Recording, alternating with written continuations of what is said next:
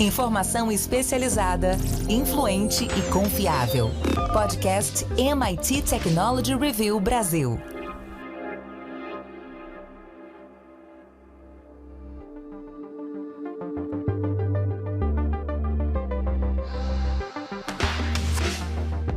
Olá, eu sou André Miceli e esse é mais um podcast do MIT Technology Review Brasil. Hoje eu, Rafael Coimbra e Carlos Aros vamos falar sobre duas corridas. Corrida espacial e a corrida pelos chips. Vamos entender se a computação avançada é fundamental para a segurança e para a prosperidade de um país. E também isso pode ser uma forma dos Estados Unidos retomarem um protagonismo geopolítico que aparentemente foi abalado pelos últimos avanços da tecnologia, especialmente com a presença da China no ambiente da inteligência artificial.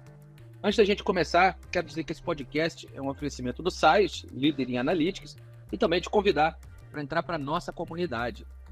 Vai em www.mittechreview.com.br, você encontra um plano que certamente é adequado para você. Rafa Coimbra, cara, os avanços na tecnologia de chips, eles são fundamentais, claro, para sustentar um crescimento do mercado de inteligência artificial. Chips com características específicas para processar uma natureza de dados e de algoritmos que lidam com recursos diferentes. Essa estrutura que vem se desenvolvendo, ela cria novas capacidades, mas também demanda ações diferentes do governo, das empresas, das pessoas, em última instância, para que eles se desenvolvam. Pensando no governo, dá para imaginar algo análogo a um programa Apollo, aquele que aconteceu na época da corrida espacial, só que para inteligência artificial? E se isso for possível, como você enxerga a relação entre o desenvolvimento de tecnologias de chips e a realização desse programa, o resultado prático que isso pode trazer para os Estados Unidos? André, não só é possível, como é necessário que se faça, se tenha alguma coisa parecida com o projeto Apollo. A gente está falando aqui de planejamento estratégico e de decisão de execução desse planejamento estratégico. Essa provocação foi feita pelo Eric Schmidt, que foi CEO do Google entre 2001 a 2011, e o Eric, ele fala que os Estados Unidos, pelo protagonismo, a gente sempre observou os Estados Unidos como líder de tecnologias, ele vai lá para os anos 60 e fala, olha, lá teve um projeto Apollo, um programa desenvolvido, pensado pelo governo, na época lá o Kennedy em 61, ele falou, olha, eu quero que a gente leve humanos à Lua e volte em segurança, até o final da década. Então veja, ele estabeleceu um prazo, ele tinha um objetivo e ele deu condições para que os Estados Unidos conseguissem obter esse feito. E aí, lá no dia 20 de julho de 69, chegou o Apollo 11, os nossos astronautas foram lá, voltaram em segurança e o objetivo foi cumprido, porque lembra, ele estabeleceu até o fim da década. Então isso aconteceu em 69, beleza. Só que, tirando aquele momento ali histórico, transmitido para o mundo inteiro, havia um ambiente de fomentação científica, de profissionais. A quantidade de gente que ganhou, foram criados empregos ou se inspiraram a partir dessa corrida espacial, isso fez com que os Estados Unidos, naquele momento ali, eles dessem um salto e durante muito tempo liderassem essa corrida espacial. Então a proposta agora, fazendo uma alusão a esse passado, é que os Estados Unidos perderam o bonde, a gente já falou muito sobre isso aqui, em algumas tecnologias 5G ficou para trás, IA estava ali ficando para trás, agora está brigando ali de igual para igual com a China. Mas se não houver uma estratégia, os Estados Unidos vão perder essa nova corrida. Por quê? A gente está falando, André, de uma nova infraestrutura, de um novo mundo. Eu tenho lido artigos recentemente falando de uma nova internet. A gente vai, daqui a pouco, olhar para o www, para um computador com teclado, isso tudo vai virar coisa do passado. Porque os modelos de inteligência artificial, eles estão exigindo essa nova infraestrutura física, portanto, novos processadores, novos equipamentos e, ao mesmo tempo, aplicações que estão surgindo em cima desses equipamentos. A gente viu os anúncios agora, esses últimos dias da OpenAI e do Google, é uma nova lógica. Então, a gente precisa treinar pessoas para que eles entendam como funciona esse novo mundo, desenvolvam produtos e serviços nesse novo mundo. As grandes, né, as big techs que a gente sempre fala, para pegar aqui as que usam nuvem, a Amazon, Microsoft, Google, elas estão digitalizando o mundo hoje muito por conta de serviços que rodam em computadores em nuvem, mas elas sabem que elas vão precisar de cada vez mais equipamentos, chips proprietários. Hoje tem uma dependência mundial muito em chips asiáticos, tem a TMC, tem a NVIDIA, como você falou, que é específica, são processadores específicos para inteligência artificial. Mas essas empresas já entenderam que não dá conta só um outro fornecedor aqui. Elas vão ter que criar seus próprios chips, elas têm feito compras, o governo norte-americano tem dado incentivo com dinheiro para que grandes empresas de tecnologia norte-americana desenvolvam, né, ampliem seus parques industriais para atender essa nova demanda. Então, eu ainda acho que o governo norte-americano ele está mais reativo do que proativo, mas, obviamente, a gente já começa a ver um olhar mais para frente, porque se o país não se mexer, ele vai ficar para trás. E a China tem, né? A China tem um programa muito bem concebido, a gente não olha muito para o lado de lá, mas lá a estratégia coordenada, bonitinha, com muito dinheiro do governo, e isso, obviamente, começa a incomodar os outros países. Estou falando aqui do outro gigante, que são os Estados Unidos. A Europa está ali no meio do caminho, a gente está lá atrás, não vou comentar nem agora. Carlos Aros, já que o Rafa trouxe o tema, a competição global por liderança em inteligência artificial e tecnologia de chips, ela vem se intensificando. Os Estados Unidos, eles acabaram avançando nessa questão muito mais por uma iniciativa da OpenAI, uma relação de mercado, uma oportunidade que uma empresa enxergou. É claro que isso é mérito do ambiente que o país criou para que empresas se desenvolvam, mas não como um projeto de país, como a gente vê acontecendo na China.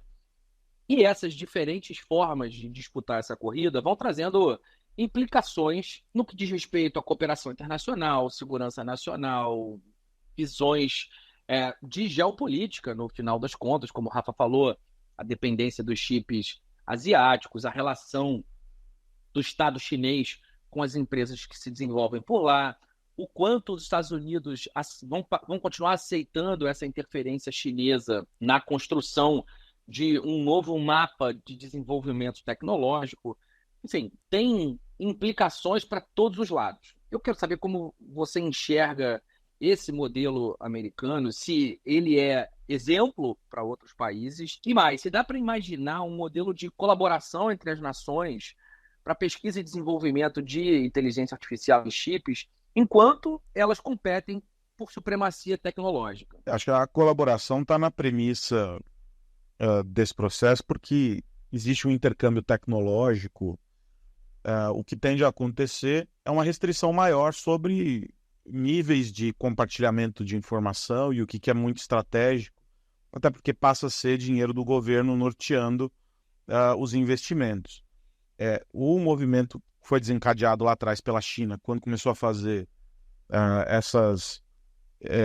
esses investimentos mais volumosos, aí, subsídios e etc., para os fabricantes de chip, foi o de estabelecer que cada país deveria estimular a sua indústria local, entendendo que ou a China engoliria todo mundo, ou todos teriam de ser reféns dela e veriam essas empresas indo para lá a partir dessa oferta gigante de condições, benefícios e etc. Então, tem projetos em outros países asiáticos, a Europa tem um modelo tentando criar ali núcleos em alguns países também para esse desenvolvimento. Os Estados Unidos estabelece esse contexto e etc.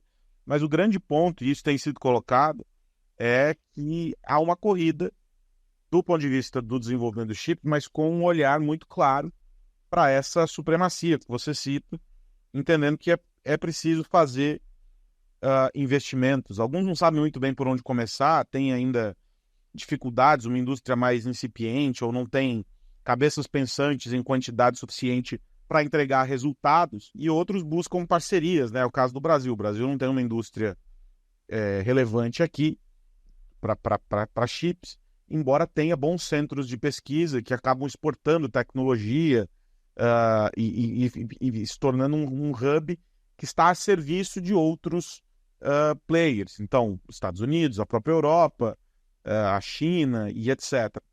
Então, o Brasil é um grande candidato a ficar para trás nessa história como uma espécie de área de serviço para esse desenvolvimento que acontece em outros países. Já aqueles que estão investindo de largada vão ganhar mais musculatura, vão, no meio dessa corrida por supremacia, tanto do ponto de vista do desenvolvimento de IA, e aí a gente tem dois grandes protagonistas, né? E nesse caso, os Estados Unidos, na frente, condições de abrir mercado, de estabelecer uma dominação sobre a concorrência, de definir o comportamento do mercado, ou seja, os Estados Unidos estão muito adiante disso, e a China também. E aí, quando você pensa na indústria, os polos que estão sendo desenvolvidos têm hoje uma perspectiva muito maior, estão sendo fomentados, já que eles desenvolvidos de alguma maneira já estão, esses polos atendem a uma necessidade mais imediata. E aí, quando a gente ouve, né, essa visão do Eric Schmidt de que é preciso estabelecer um plano e etc, está muito focado para esses dois players. E aí isso fica Brasil e China. Desculpa, Estados Unidos e China. E figuras como, por exemplo, o Brasil, eles não ficam nem na sombra do que está acontecendo. E aí você tem outras potências, como, sei lá, a Índia, olhando isso com muita atenção e com muito dinheiro para poder investir, e essas outras questões. Mas eu tendo a achar, André, que nós vamos brincar de war nesse caso, todo mundo contra todo mundo, e que é tentando ganhar espaço. Se você é aliado, você vai ser usado até o último fio. Se você é um oponente, você vai ser dizimado, ou a busca por dizimar você e ocupar o seu espaço vai ser constante. Eu não acho que essa disputa vai ter muito espaço para cooperação, embora a gente saiba que a cooperação existe, ela é uma premissa aí, mas ela vai estar restrita a esses parceiros. E, infelizmente, olhando para o nosso caso aqui, eu não vejo o Brasil protagonizando nada de relevante nesse contexto. Rafa, regulações como o AI Act afetam não apenas a construção de softwares de inteligência artificial, mas também tem implicações para os fabricantes de chips e outros hardwares que suportam essa tecnologia. A gente vai construindo nesse grande Lego que se constitui o mercado de tecnologia. Você tem os devices de IoT, tem os computadores, os celulares, os carros, e cada vez mais tem tecnologia embarcada em tudo. Me fala sobre de que maneira essa abordagem regulatória em relação aos fabricantes de chips no contexto de leis de inteligência artificial pode garantir a inovação enquanto se protege o público. André, a gente tem ouvido falar muito sobre regulação de inteligência artificial. Aqui no Brasil também tem uma discussão muito grande sobre isso.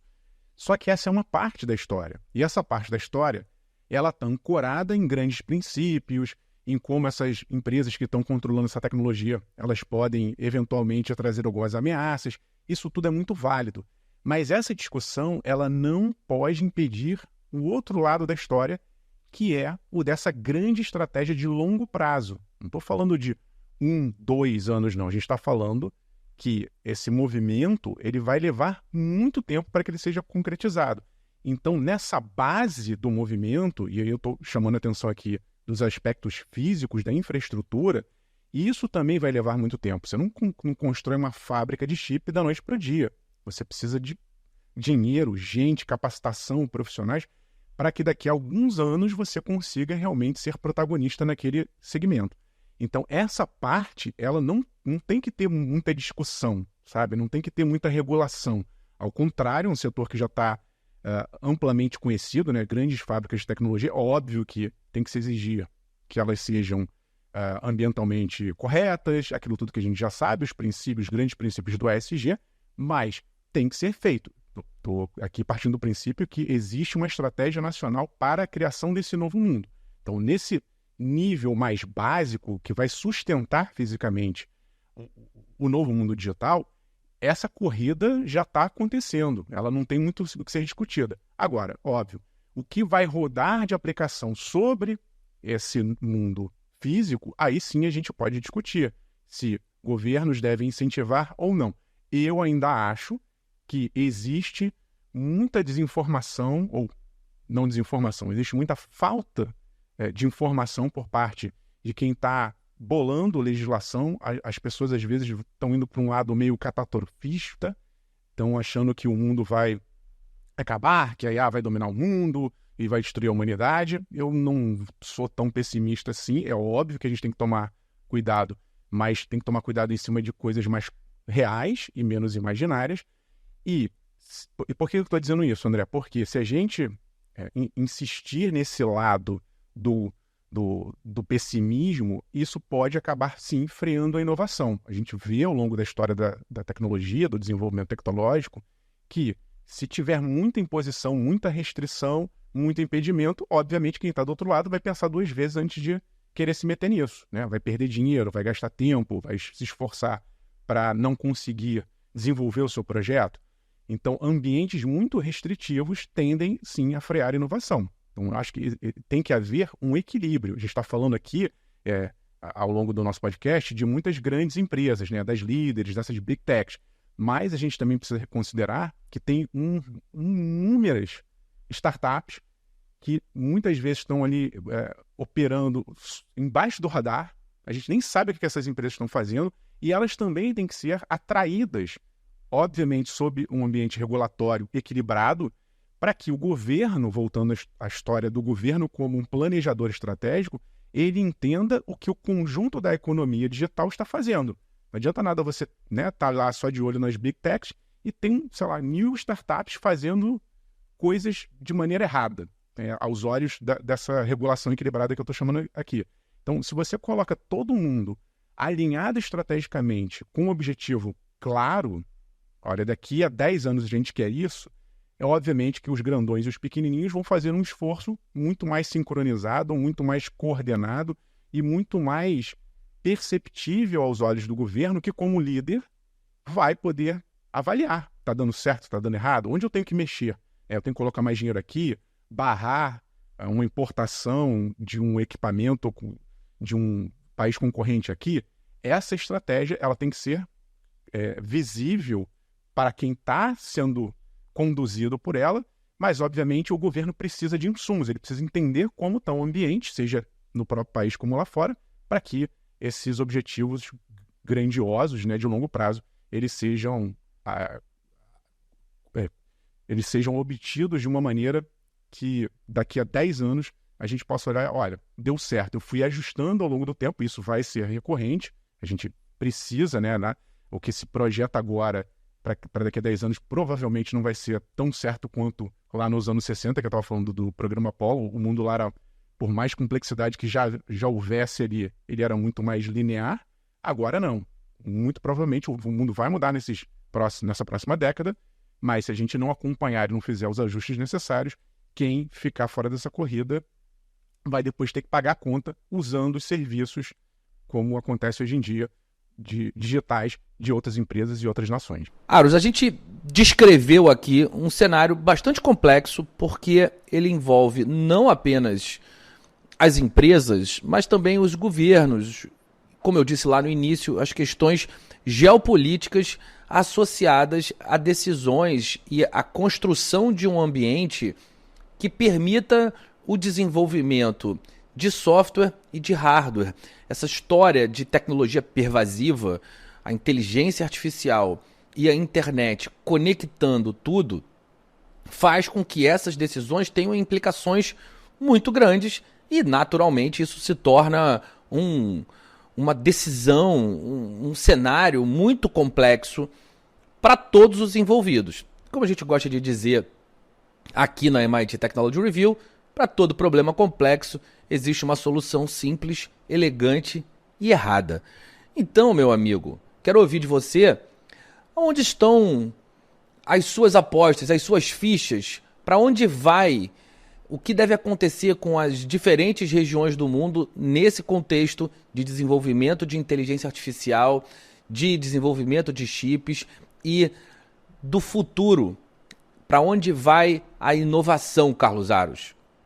Está na ideia de que esse processo todo vai transformar aí a cadeia de fornecimento, vai inverter a lógica que hoje está muito centralizada em alguns mercados, e nós vamos ter novas relações que vão ser privilegiadas, sobretudo, pelos acordos diretos, os acordos bilaterais aí entre esses países, e sob influência dessa disputa, ou seja, né, uma segregação maior entre o mercado chinês e o mercado norte-americano, os europeus ali divididos entre as posições e o apoio que cada um dá para outros mercados, Índia e Japão como pontos ali de referência para tudo isso, e, claro, um desenvolvimento dessa indústria de chip muito orientada ao crescimento de algumas frentes. Então, inteligência artificial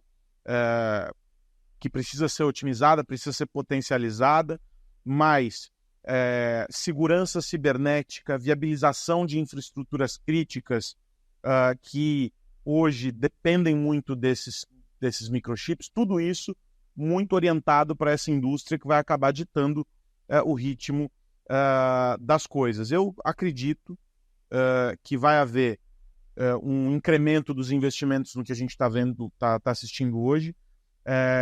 O ecossistema, pegando a carona nessa ideia da inovação e tal, ele vai ser potencializado, a gente vai ver o surgimento de outros players que vão se tornar fornecedores dessas cadeias regionais que vão se desenvolver, ou seja, e um papel cada vez maior, mais preponderante das definições das escolhas dos governos nesse contexto mais amplo. Bom, é isso. Muita água para passar debaixo dessa ponte, porque, como dissemos, as implicações são enormes. Espero que o Brasil consiga mordiscar um pedaço das oportunidades que vão aparecer ao longo do caminho. Momento Data Insights, apresentado por InterSystems.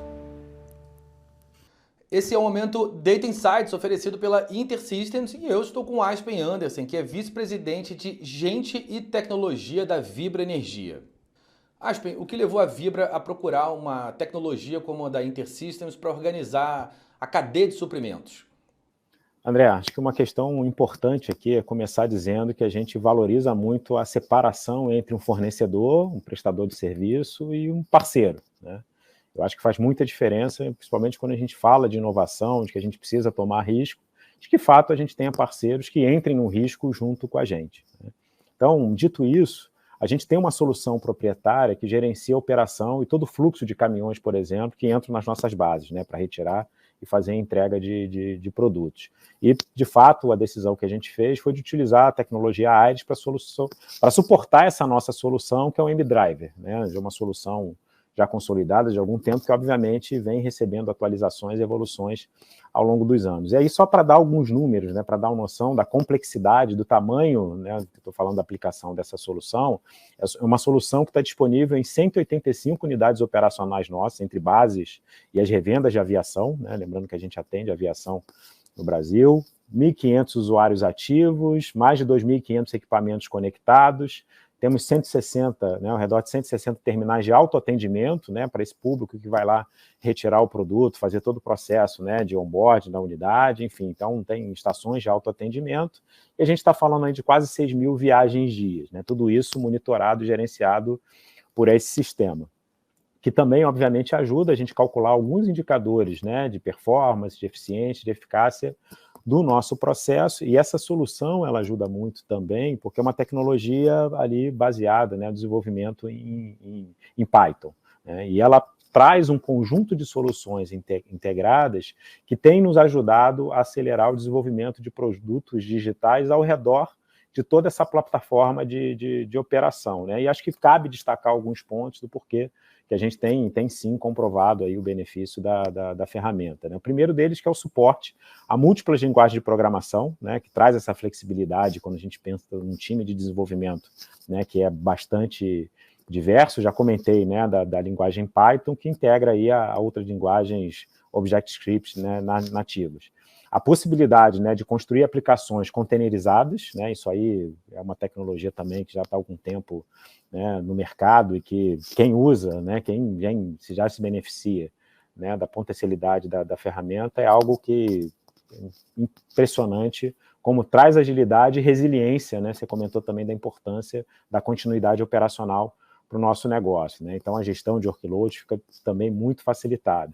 Um terceiro ponto, né, também fundamental quando a gente fala da integração de ecossistemas, né, é a gestão de APIs, né? Então a gente usa também para a gestão de APIs, né, para conectar com nossos clientes e outros parceiros. A gente tem o nosso canal de negócios, né? Então o processo de programação de coleta, transferência de produto pelos nossos transportadores. Então essa gestão de APIs também é fundamental, além também do processo, né, de roteirização, enfim, a conexão com a torre de controle. Então é uma solução que tem ajudado bastante nessa integração. E o último ponto, não menos importante, né, já comentamos aqui sobre a inteligência artificial, que é, sim, a plataforma ali de machine learning que está por trás, né, de toda a plataforma da ferramenta, que tem possibilitado também a agilização na implementação de vários modelos, né, de machine learning integrados, né, já nativos, essa integração com a plataforma, e várias bibliotecas, né, especializadas, escritas em Python, que também tem acelerado bastante, né, o desenvolvimento, a evolução, porque, como a gente já falou, né, a dinâmica do nosso mercado tem demandado uma velocidade cada vez maior na integração e no processo de desenvolvimento quando a gente pensa em mudanças de regras de negócio. Então, esses são atributos aí que na nossa avaliação fizeram todo sentido e que no dia a dia a gente tem comprovado, né, o benefício prático aí na aplicação. Momento Data Insights, apresentado por InterSystems. E agora sim, hora de virar a chave. Rafa Coimbra, eu te pergunto no que você vai ficar de olho essa semana. O que mais você precisa saber? André, estou de olho aqui numa iniciativa do Google.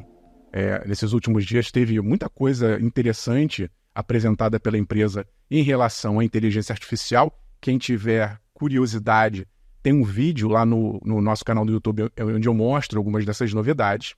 Mas eu queria aqui falar de uma outra, né? O Google está anunciando um recurso que vai ser colocado nos celulares Android. Android é o sistema operacional do Google, é o maior do mundo, que tem mais penetração mundial, e a gente sabe que existe um problema mundial, mas eu diria muito característico do Brasil, que são roubos de celulares. Para você ter uma ideia, a cada 30 segundos tem um celular roubado no Brasil. Ao longo desse podcast aqui, eu vou chutar que uns 50 já foram roubados, infelizmente. E aí o que acontece? O governo federal já tinha feito um programa chamado Celular Seguro. Se você não fez, vale a pena. Você cadastra o seu celular, o seu número, e em caso de roubo você pode bloquear, né, ou pelo menos melhorar, reduzir os prejuízos, porque as entidades, bancos ou outras empresas que estão associadas à sua conta vão bloquear a ação dos criminosos, então você reduz danos, mas obviamente não resolve.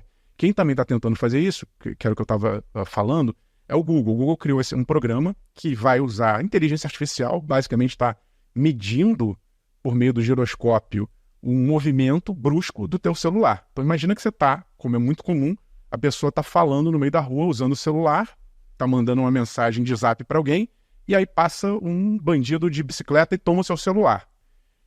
Para o bandido, é muito bom que o seu celular esteja desbloqueado, porque uma vez desbloqueado, ele tem ali acesso, se você não tiver recursos de identificação facial, digital, ele vai fazer uma festa ali no seu celular. Mas se ele estiver bloqueado, dá bem mais trabalho para o bandido. Então o que o Google pensou? Bom, se eu conseguir fazer um algoritmo que entenda esse movimento brusco, eu bloqueio o celular. E é isso que eles estão fazendo. Então a partir desse ano, eles não deram uma data, mas está previsto para ser lançado ainda esse ano, eles anunciaram.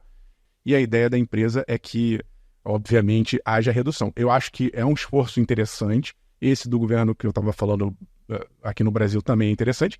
Mas é impressionante, André, só um comentário final, como a gente ainda não conseguiu criar uma tecnologia simples, eficaz, que resolva esse problema, né? Afinal de contas, o celular ele passa hoje a ser vida, ele é a nossa vida, né? Você trabalha, você estuda, você se comunica, faz compras, paga conta, tudo pelo celular. Então, é importante que as empresas, elas realmente se esforcem para criar barreiras, mecanismos, para que uma vez que um bandido esteja com isso na mão, ele não consiga fazer nada. Esse é o grande sonho de todos nós enquanto consumidores. Na verdade, o grande sonho seria que não houvesse roubo, mas, infelizmente, sabendo dessa realidade, se o bandido pegar um celular e ele não conseguir fazer nada, for automaticamente inutilizado naquele momento ali, e aí digo, não só de aplicações como de peças também, porque tem um desmanche de celular e um mercado paralelo de venda de celulares, se esse aparelho de alguma forma for inutilizado, obviamente os roubos vão diminuir e as pessoas vão poder se sentir mais seguras e aproveitar o que tem de bom no smartphone. E você, Carlos Aros, está de olho em quê? André, eu estou de olho nesse movimento de identificação de imagens, né, fotos e vídeos criados por inteligência artificial. O TikTok anunciou nos últimos dias que vai adotar uma ferramenta chamada Credenciais de Conteúdo, que é uma marca d'água digital para identificar esses conteúdos criados por IA.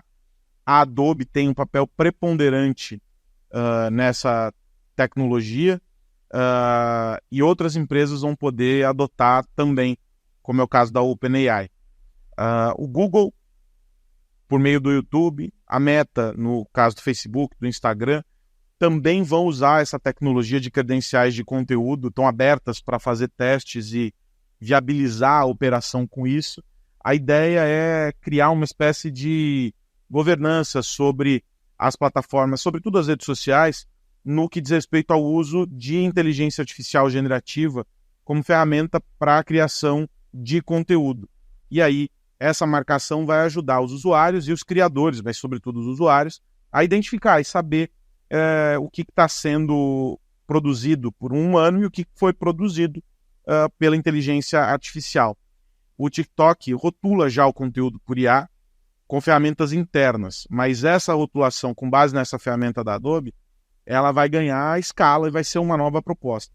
Acho que é um caminho interessante, embora a gente tenha iniciativas que isoladamente não funcionaram, é o que nós falávamos aqui há algumas semanas sobre a necessidade de se estabelecer um esforço coletivo, um conjunto para olhar isso na mesma direção.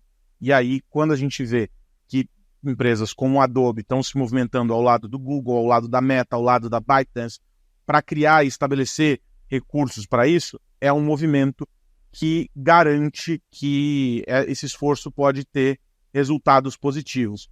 O chefe de operações e segurança do TikTok disse que políticas deles já proíbem IA realista, que não esteja rotulada e tal, e agora eles vão só remover se houver a violação das diretrizes da comunidade, que passa a ter esse rótulo, essa identificação, essa certificação de que foi criado por IA. Tá na hora, mas antes de ir, eu quero lembrar que esse podcast é um oferecimento do SAIS. Rafa Coimbra, até a semana que vem. Um abraço, André, Aros e a todos que nos ouvem. Semana que vem estaremos aqui com mais novidades. Tem muita coisa rolando aí, sobretudo no campo da inteligência artificial, e a gente traz tudo para vocês a cada semana. Até lá. Carlos Aros, um grande abraço. É isso, André. Um abraço para você, para o Rafa e para quem nos acompanha. Até a semana que vem. Bom, semana que vem tem mais podcast da MIT Technology Review Brasil e a gente segue por aqui falando sobre tecnologia, negócios e sociedade. Um grande abraço para você que nos ouve. Tchau, tchau. Você ouviu o podcast MIT Technology Review Brasil, apresentado por Tech Institute.